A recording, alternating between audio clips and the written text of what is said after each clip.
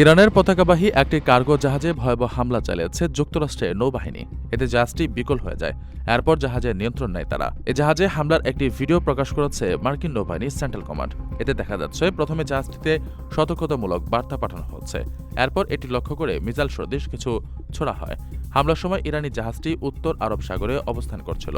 চীন থেকে এটির গন্তব্য ছিল ইরানের বন্দর আব্বাস। সেন্ট্রাল কমান্ড দাবি করেছে তাদের অবরোধ ভেঙে এগিয়ে যাওয়ার কারণে জাহাজটি জব্দ করা হয়েছে। তারা বলেছে মার্কিন রণতরী ইউএসএস স্প্রেন্স উত্তর আরব সাগরে ইরান অভিমুখী মালবাহী জাহাজ এমডি তুস্কাকে আটকে দিয়েছে। টানা ৬ ঘণ্টা ধরে বারবার সতর্ক করা সত্ত্বেও তুস্কার নাবিকরা তা মেনে না চলায় রণতরীটি থেকে জাহাজটিকে তাদের ইঞ্জিন রুম খালি করার নির্দেশ দেওয়া হয়। এরপর যুদ্ধজাহাজের কামান থেকে তুস্কার ইঞ্জিন রুমে কয়েক রাউন্ড গুলি ছুড়ে জাহাজটির চলার ক্ষমতা নষ্ট করে দেওয়া হয়। পরবর্তীতে যুক্তরাষ্ট্রের বিশেষ নৌসেনা দলের সদস্যরা অবাধ্য জাহাজটিতে প্রবেশ করেন এবং বর্তমানে সেটি মার্কিন নিয়ন্ত্রণে রয়েছে।